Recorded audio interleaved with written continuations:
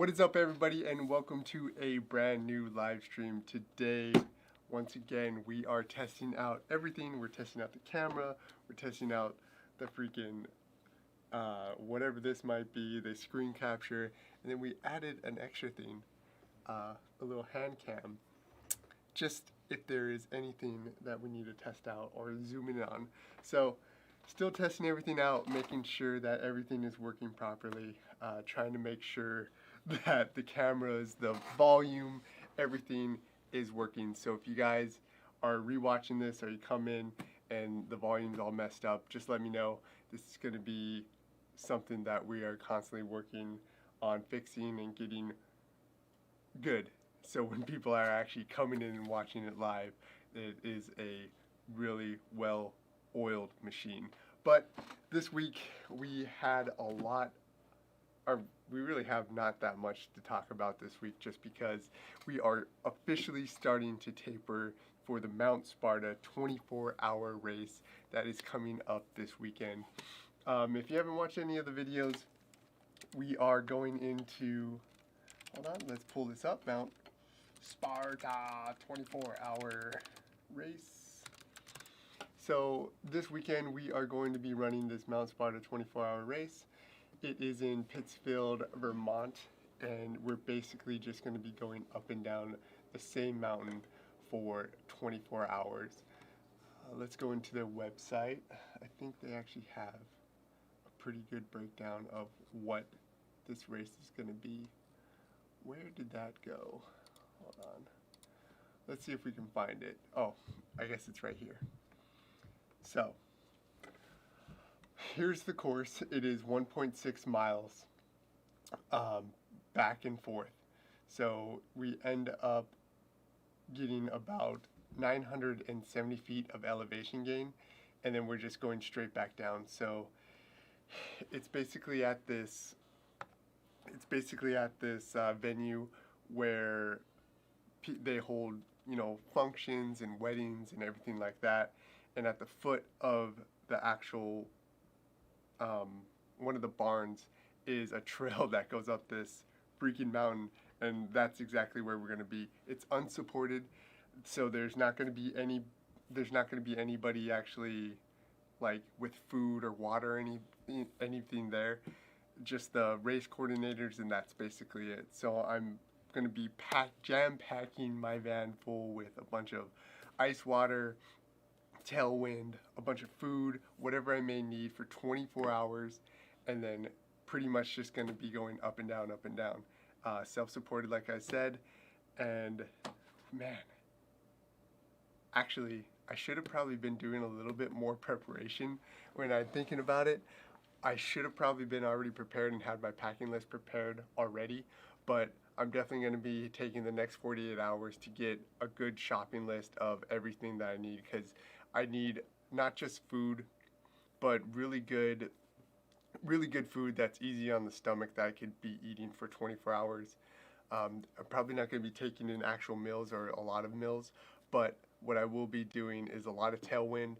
I have a shitload of I don't have them with me, of the cleft blocks, which I am really used to eating during these ultramarathons and running, and then the honey stinger waffles. So that's where my main calories are going to be coming from, and I'm going to supplement that with probably peanut butter and jellies, maybe some rice, super Filipino, so I can eat and run on white rice. Maybe I'll get some sushi. I do like to run on sushi just because it's light. Get that protein, get those carbs and those sugars with the sweet rice. So that's like kind of a really good complete package. So I might get some, store-bought sushi, have that in the cooler, make sure it doesn't get waterlogged. When I was actually doing the Grindstone 100 in 2019, my buddy, who was my only crew member during that race, he was more like moral support, but he crewed me, and he had sushi for me for the first two aid stations. But then after that, the ice started melting and the sushi got super waterlogged, and it was so nasty by the third aid station. So yeah, kind of have to be careful with the sushi. So I'll probably do a pretty good video on my whole packing list for this 24-hour, since it is going to be self-supported. My family will be there. My wife and my 2 kids are going to be there. They are 2 and 1.5 years old. Well, one's almost 3 and one's 1.5. So she's not going to be able to crew me, and she's not going to be there the whole time. She's going to be morally there for moral support, but it's going to be awesome to have her there, and going to be awesome to have my 2 girls there just to have some moral support. So hopefully they'll show up during most of the day on the first day, and then when we're finishing on the second day. So that's going to be awesome to actually have them there to support me. We'll talk a lot more about that. I'll try to do a series of videos leading up to that actual race for packing, for preparation, and then a good, since it's, you know, back and forth, I'll be able to actually carry some cameras, and I'll get some good shots and some good updates while I'm doing that 24-hour race. One other thing that's really cool about this 24-hour race is this is the inaugural year that it's actually going on. So the person that is the last one on the trail or goes up the most amount of times in that 24-hour gets the trail named after them. I'm not betting on it that I'm going to actually be able to get that done, but that would be pretty cool to have a trail in Vermont named after me, the Capicilla Trail. But, you know, that may be wishful thinking. I haven't been doing ultra marathons for that long to actually be able to beat some of these psychos that are out there. Anyways, let's get into the actual training, or the actual taper week that we did for this week. So during the taper week, we usually cut back quite a lot. This week I actually cut back more than I usually do, just because I got my second COVID shot, and it really fucked me up for my long run. For some reason, I'm just one of those people that took it really, really poorly and felt like shit for about 2 to 3 days after that second shot. So starting off with Monday. Once again, Monday is just kind of a wake-up day. Did it on the treadmill again. Just kind of slogged. You know, it was a really slow pace. Ended up going about a 9:25. Nothing really exciting. Nothing to really talk about it. Just kind of waking up the body from the weekend, and got it done on the treadmill. This week has been really crazy with work also. I work a full-time job once again, so just kind of fitting it in where I can. I really focused on, since it was a kind of crazy week, on the two actual workouts that we did during the week. So once again, the same kind of workouts that we did for the other week, where we did hill repeats on Tuesday, and then we did interval runs on Thursday. So on this Tuesday run, we did a lot less amount of hill repeats. I think it was 5. It was prescribed to do 5 hill repeats after 2 miles. So what ended up happening was, oh, okay, so sorry, I just lost my train of thought. So what really actually happened on this run is I went to a local trail called the Gonic Trails here, and it kind of goes into this waterfall, and I thought the incline was a lot steeper and a lot longer, and it was way shorter than I thought. So I was supposed to do like a half-mile repeat, only 5 times. Yeah, only 5 or 4 times, and it just was not long enough. So on this run, I kind of pushed it a lot harder than I would on a run that is so close to the actual race. That so I pushed it a little bit harder so I could get that stimulus on my legs. And then right here at the very beginning is like this 0.3 to 0.4 incline. And instead of just hitting that over again, I did the circle, which was a 0.3 to 0.4 incline, and then the decline. And I just went in circles, probably about 6 to 8 times. Oh, wrong camera. So this circle right here. So this is about 0.4 to 0.3. And I just did this circle about 6 to 8 times, just to make up for the actual um, slower or lower amount of incline and shorter trail. So had to make it where it was. Barely even got any elevation gain. I think, yeah, it was less than 1,000 feet of elevation gain, but I got to work my legs quite a bit just doing this little circle over and over again. The trail itself is pretty flat. I mean, you have a pretty good incline coming down to the waterfall right here, and then it just kind of ends on another parking lot, and there's a good incline here. So we ended up getting a little bit of hill repeats, but you know, I could have probably pushed it a little bit harder then. If I didn't really sprint the first 2 or 3 miles, or really push the first 2 or 3 miles, that workout would have been really easy, and I probably would have felt like I was cheating. But you know, with the first initial sprint and then the circles adding in a little bit more, it actually ended up being a pretty good workout. That is definitely one of the things that experience lends to you, or just running a lot lends to you, is just kind of adapting to the trail. There's been a lot of times, especially in the past, where you know things don't work out, just kind of say screw it and then go home.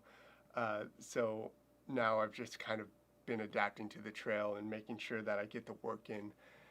In this run, I definitely had to make sure that it was working for me. So that was only 9 miles. That was not that hard of a workout or long of a workout. Once again, we are doing that tapering. Most of it's basically making sure that your body is healed up and ready for your race, but it's not going to sleep.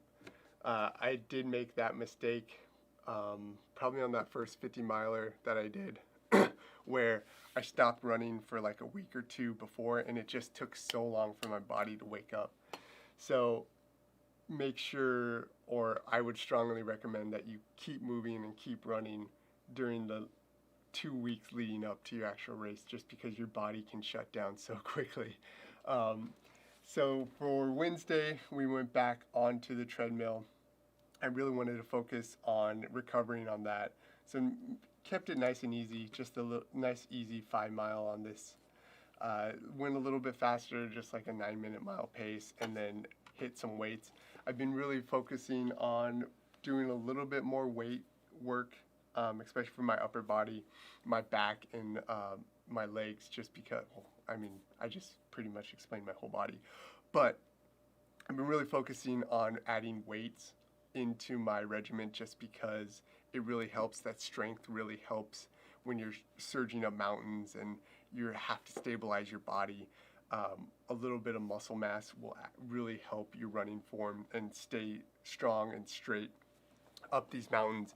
And when you're really struggling, when you're in like those 70 miles, 80 miles, you know, the stronger you are, the more dense your muscle is, the better you're going to feel the longer the actual race goes. There is a state of diminishing return. There are some huge guys that can run some ridiculous distances, but there is a good balance. So I'm trying to make sure that I don't forget my weightlifting. I mean, that was one of the main things growing up that I did, was kind of a body weight Olympic lifting, somewhat CrossFit style lifting, large emphasis on posterior train, your deadlifts and your squats, and a lot of hard compound movements with bench press, keeping it simple and more really going for strength, since you're getting all that endurance with your running and other body weight workouts. So I usually do kind of a German drop set. So I'll go 10, 8, 6, 6, 4, and really focus on somewhat endurance, muscle endurance, and somewhat strength. So it's that good mix. 4 sets, usually 4 or 5 sets. So 10, 8, 6, 6, 4 is what I usually do for most of my weightlifting, for almost all my lifts. And then I will add in some body weight movements, push-ups, sit-ups. Pull-ups are one of the best things that somebody could possibly do for their upper body. So pull-ups is definitely going to be one of those things that is a core thing for overall stability and strength in my body. So really focusing on weightlifting. They're definitely going to be pushing that weightlifting more after this Mount Sparta race. It does kind of suck going out and running for 2 hours, 3 hours, and then coming in and then lifting for like an hour. So sometimes I do have to split it up, or what I'm probably going to start doing, which I absolutely hate, is waking up early and running and then lifting. I don't know how people do it. I don't know. People always say, "Oh, I got used to it because of the military," or I just started doing it. I was in the military for 4 years, and we had to wake up. We lived off. Me and my buddies lived off base. We had to be in formation, or we had to be there by 6. So we had to wake up at like 5:30, or probably earlier, 5:15. And every single day for 4 years, I woke up at like 5:15. And I hated every single day waking up at 5:15. So for some reason it didn't take. I've tried it again since I've been out of the military, and waking up early just does not work for me. So now I kind of have to, because I have kids, I have a full-time job, so I kind of have to wake up early. And I'm probably going to try to force myself to wake up early. But you know, you'll probably start seeing a lot of videos of me waking up early for like a month, and then I'll probably quit, and then I'll probably start again and probably quit. But you know, there is a certain point where I'm just gonna have to stick to waking up early and getting my workouts done, because running for 3 hours or working out for 3 hours a day, it just eats up your time when you have a full-time job and a family. It's just too freaking long. Get off at 5, you know, get home by 6, and then by the time you're done running, it's already 8, and then you gotta lift too, and then it's 9 o'clock. Whew, that's your whole day. Gotta wake up at 6 or 7. Yeah, gonna have to start waking up. Just not looking forward to it though. Anyways, we'll start going into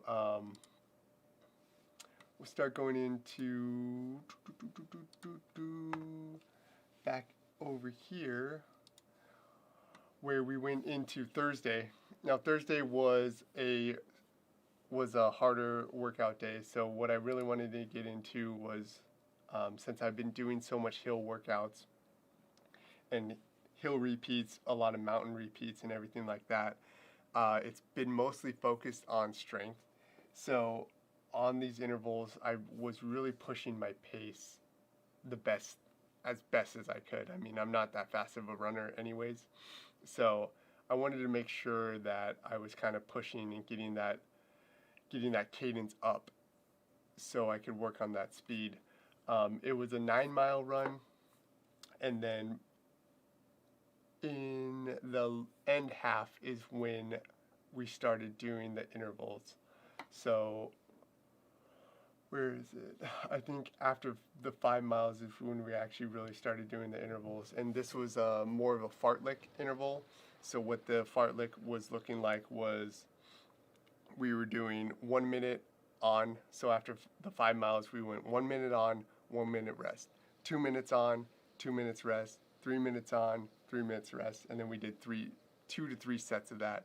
So when I say on, that's zone 3 or zone 4. So you're really pushing it, where you're not able to actually have a nice conversation. It's more like so it's really pushing the pace. If you can see this first mile, it's kind of all downhill right here. For the first mile, first 2 or 3 miles, you're kind of going downhill. So when I was doing the intervals at mile 5, 6, 7, and 8, I was actually going uphill. So you can see the speed is a little bit faster, but it's still slower, or a little bit faster, but it's still kind of slow, just because I was kind of doing my intervals on an uphill grade. Man, my voice is cracking so much. Why does my voice crack so much? So, got in a lot of good work on these last couple miles, really focusing on that foot turnover and keeping a proper form while actually doing these intervals. Once again, there was a fartlek, 1 minute on, 1 minute off, 2 minutes on, 2 minutes off, 3 minutes on, 3 minutes off, and it's progressive speed. So your 3 minutes on should be faster than your 1 minute on, if that makes sense. So you're kind of going, you know, moderately fast, 1 minute, fast, 2 minutes, and then as fast as you can for a stable 3 minutes. And that's what we did for 2 sets. So it's not much. Usually you would do like four or 5 sets of those fartleks, but since we're doing the tapering, once again, we just kept it at 2 sets and 9 miles total. So what I ended up doing was kind of running from my house to this local pond, running around the pond and then back. There's a lot of cool trails around here, but with like speed interval type workouts, I always end up trying to do it on the road or a track, just so I can really focus on that foot turnover and actually trying to pick up some speed to to actually try to speed up. I mean, man, I feel like I've been working on my speed for years and it just never goes up. I've always been very slow. Even when I was in the military, the Ranger standard is 5 miles in 40 minutes, which is basically a 8-minute mile pace for 5 miles, which isn't too bad. And I think my fastest time ever, and that was like a shock to me, was 35. Yeah, like 35 minutes. And there's dudes that are doing it at like 29 minutes, like Ranger dudes that are doing it at 29 and faster. So, you know, I've never been really that fast, and that's why I'm sticking to ultras and not marathons or anything that has to do with speed. So, just kind of, you know, I'm working on it. So going back, once again, I got my COVID shot on Friday, my second COVID shot on Friday. Felt like ass all day Friday and Saturday. On Saturday, I was supposed to do a kind of easier 16-mile run, just to taper off until the race, but I felt like absolute ass. Felt like body aches and like I had the flu, like I pretty much had COVID-19. I was shitting all over the place. I don't know. I just felt like ass. So I talked to my coach and he said, just instead of making up on Sunday or Monday, just to take it off and give your body that extra actual rest. And that's something that really helps working with a coach. I'm just working with him online. I think it's about like $100 to $200 a month. So it's something that I'm very fortunate to be able to use a coach and get his input. But that has really lent to me on situations like this where I miss a workout, especially really close to the race, and I'm kind of worried if it's gonna affect me. I probably would have pushed it a little bit harder on Monday and then might have been blown out for the actual race. So, you know, leaning on people with experience, you don't really need a coach if you have a friend that has a lot of ultra experience or you find a good running group. I know there's a lot of people, a lot of like psychos out there that have trail running groups or ultra marathon groups. Even Reddit has a lot of good our ultramarathon and ultramarathon runner.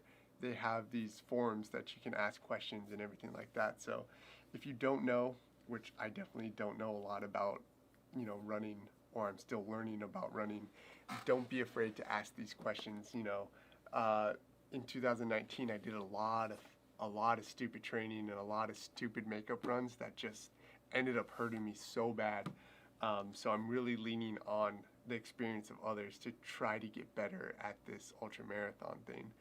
And I think that's something, if I want to pass one thing over to the ultra marathon community, it's don't be afraid to ask questions and don't be afraid to find groups or find a coach or find, you know, forums to ask these questions, because it's only going to help you. It's only going to make you better. It's only going to get you across that finish line or faster across that finish line.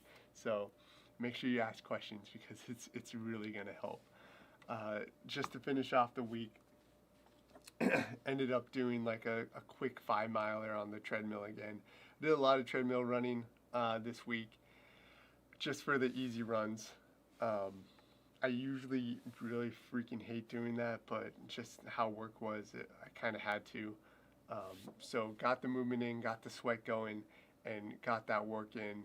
8:55. I mean, I had 2 days of rest, so I was feeling pretty good. I'm still feeling pretty good today. Today is just going to be another easy 5 to 6 milers. I think we're going to do a little bit of hill repeats later tonight. I might actually move it to Tuesday. Just kind of doing a little bit of work, making sure the body is still awake for the run. So what I was saying kind of earlier in the video is the week or the 2 weeks leading up to the race, you want to still, or not everybody, but how I've been told is you still want to make your body move. You still want to make sure that your legs and your system is still awake and ready for your actual run. So what you would be doing on a regular training week, you want to still do the same amount of work on the same amount of days on, 2 weeks out, but you want to lower the volume way less. So if you're usually running around 60 miles, drop it down to 40 miles, 35 miles, 2 weeks out of your run, and then a week out of your run, you still kind of want to do a little bit of work on the same days that your body is used to working, but way, way less. So I'm pretty sure I'm going to be doing 6 miles today, 4 miles the next day, and then it'll be 2 miles, and then 2 miles, and then maybe like a walk or a brisk like run, possibly a rest day, and then it goes into the Mount Sparta. So just to reflect on that, it's the same. So 6, 6, and then a workout, 2, and then rest, and then I do my long run. So your body's like, oh, I know exactly what we're doing. I know that we took a rest day, and then we're gonna go and do something that's a lot longer than we're usually used to. So that's kind of how we're gonna be setting up this week of training for that. It looks like, hey, fucking Tyler Fitzgerald just came in. Met you down in Virginia. What's up, homie? Says, I know you're doing a lot of hill repeats. Have you done any Stairmaster workouts or treadmill at a steep angle to prep for big elevation? Coach mentioned that at all. Dude, I'm so glad you asked that because I had a super long conversation about doing the elevation training on the treadmill. And basically, on the treadmill, it's great for building up your strength.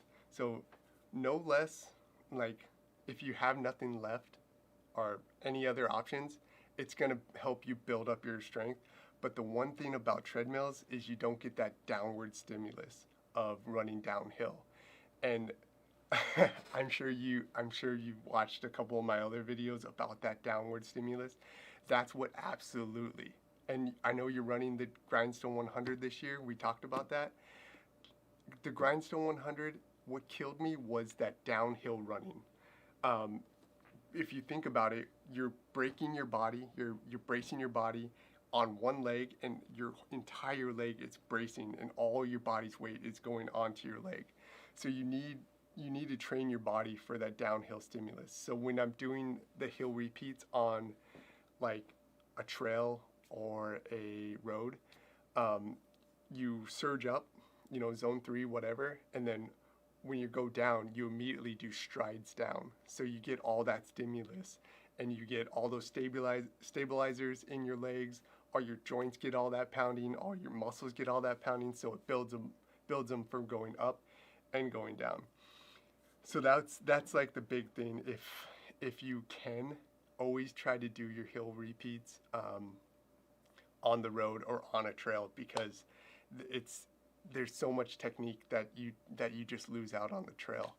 I travel I travel 45 minutes to an hour pretty much every couple of days just to do hill repeats at this mountain, at this local mountain, just because I want to make sure that my legs don't become sausages at mile 60 or mile 70, mile 80. Yeah, mile 80 again. Um, Also, I'm gonna do Grindstone probably 2020 because I have a bone to pick with that. I talked to you about that. Uh, I'm gonna do Grindstone again for 2020. So hopefully I can actually get that. My goal is under 24 hours for that race, and that's a hefty freaking goal for that race. So I want to give it a year, get a lot of good training in, got to get a lot of experience in, and hit that again. And the biggest thing that I've been working on is hill repeats, going up and going down. So hopefully that answered your question. Hopefully I didn't ramble too much about that. But Fernando said, how many miles are you running each week? So typically I try to run no less than 50 miles a week. That's kind of like base level. So if you kind of look at this, so my schedule has been kind of messed up, Fernando, just because the amount of racing that I've been doing. So kind of starting here is where I really started tracking it. Where is it? Yeah, so we kind of hit like 50 miles here. So we'll do like 50 miles for 3 weeks, 50 to 60 miles for 3 to 4 weeks. Take a taper week. I usually take like a taper week for every 3 to 4 weeks just because I have crunchy ass knees from the military. So I give my knees a little bit of break for a week and lower the volume and then go right back to those 50 miles. And this volume kind of changes from what you're working towards. So the volume will be really going up once I'm starting to train specifically for the 100 miler in October or September. Can't quite remember. So kind of went up to 60 miles and then back down to 40. And then we went and started pushing up the mileage because we started having these races. So how it went was I hit a 50K where we got 70 miles, and then this is actually a crazy training block right here because this was kind of leading up to the first 50 miler. So I was trying to get around 60 to 70 miles a week, tapered down to those 40 miles, and then hit that first 50 miler where we got 67 miles. And then it went back down to 30 miles, 40 miles, and then tapered again to 30 miles, and then into 60 because of the other 50 miler. So what I would say for the mileage, I try to get no less than I try to get no less than 50 miles. That's like a good base number for me. And then I try to get, if I'm trying to do a 50 miler, I try to peak around 70. And then if I'm going up to 100 miles, then that's when we're going to start doing back-to-back long runs where we will probably be peaking at probably around 100 miles and then tapering down. So it fluctuates on your training, on your training and what race you're going to go. So if you're trying to work on your base, I would say no less than 50, and then it builds up to 2 weeks before your race. I'd build it up to like maybe 70, and then 2 weeks after start tapering, and then really low the week before, do your race, and then taper again, or like do your recovery week or 2 recovery weeks, back to 50, build up, and then back down.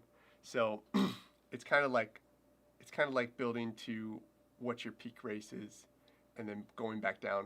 So you'll see everything. You'll see my like training log kind of like a bar graph, which makes a lot more sense when you think about it. When you think about your racing or your training style, you want to think of how you want to peak, and then you want to think about how much stimulus you actually put on your body, how much time you need to taper, and then race, and then how much time you want to recover before you start racing again. So that's going to be super different for everybody. That's definitely why I started working with a coach. So definitely try out a couple mileage. There's people that only run 50 miles peak for their races, and they're like top 10. And then there's people that go out. I don't know if you guys see like the Seth Demore. He's a other YouTuber that does like daily vlogs, but he peaks around like 120, 135. He does crazy mileage, and he's usually doing like marathon or trail runs that are lower than 50 miles. So it really depends on your fitness level. It really depends on your experience. So definitely try out a couple things. Talk to a coach possibly if you can, or do a lot of research on how much volume you can really do. But really figuring out that volume it's going to take a while to figure out what works out best for you. I mean, I'm still working with a coach, and I'm still trying to figure out how to make this more efficient and more effective without my freaking knees exploding and feeling like trash all day. But 50 miles is a good base. If you're starting, I don't know how experienced you are, but if you're starting, I would say 50 miles is a good base. And then if you're trying to do hundreds, I would say like try to peak around 180 to 100 miles on your peak training. But the biggest thing, and I always say this, is train specifically for the race that you're actually gonna run. So if you're gonna do the grindstone, it's got 22,000 feet or 23,000 feet of elevation gain and loss. You're gonna have to be on those trails. You're gonna have to start building your body up to climb and decline. If you're gonna do a flat run, and you make sure that you're running on flat. If you're gonna do a track run, make sure you're running on tracks, because that stimulus is completely different on your body, and it'll beat your body up completely different. That's why, like, prestigious freaking marathon runners can go into ultra marathons, and they're so used to running on the road, and their volume can be a lot higher than a lot of ultra runners, but then they hit a certain point and they just absolutely crash because they're not used to doing those long runs. They're not used to doing back-to-backs. They're not used to running past that 26 miles. It's because their body's not trained to that. I mean, they'll probably run way faster, like a lot more faster, but when you get to those lower end or higher end mileage, that's where they start falling apart. And that's the same thing for us. Us ultra runners are used to running 50 miles, 100 miles, and if we start taking off running at a zone 3 or a tempo run, like pace that they would be running at, we'd get absolutely crushed in the first 10 miles because we're not used to that turnover and we're not used to that pace. So definitely training to what race you're actually going to be running is so important. And once again, during the grindstone, I was in Rhode Island, and it was completely flat. I was running towards the coastline. My mileage was pretty high. I think I peaked around 80 miles, 80 to 90 miles, doing pretty good training, kind of inconsistent, but getting good mileage in. And those mountains just freaking crushed me because I wasn't doing elevation training, or elevation gain training. So, just always train towards and the terrain that you're actually going to be running towards or racing on. So, that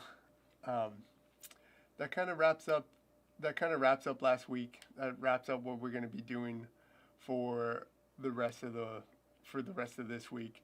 We're going to be doing I'm going to try to do another live stream after I'm going to try to do another live stream after the 24-mile race.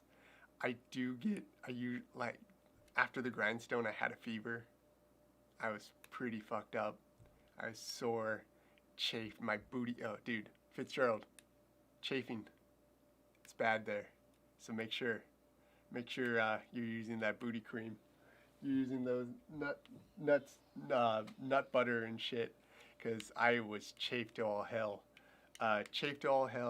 Body shut down. Wasn't taking in my stomach wouldn't want to take in food, and I had a pretty bad fever. So hopefully on this 24 miler, it's not going to be that bad and I can do a live stream, but it would be pretty funny to do a live stream when I'm absolutely sucking actually. So I might try to make it work. It might not be this pretty because I'm going to be in a hotel, but I will try to do a live stream as soon as possible after that 24-hour race, and then get those videos running.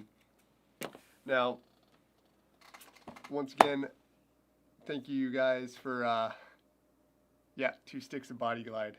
Yeah, and then have them in your pack too. Baby powder. Baby powder really helps too. It just dries up all the spots. I always throw some in my socks at the end half of that, so that really helps. Tylenol helps.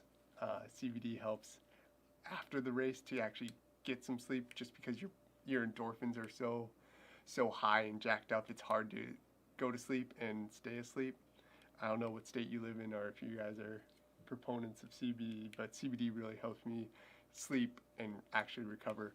Tylenol, Epsom salt baths. Ooh, no, hey. Don't do an Epsom salt bath if you're chafed, because that salt gets in your open sores and it is the worst possible freaking thing ever. I learned that. I don't know why I had to learn it the hard way, but I learned that.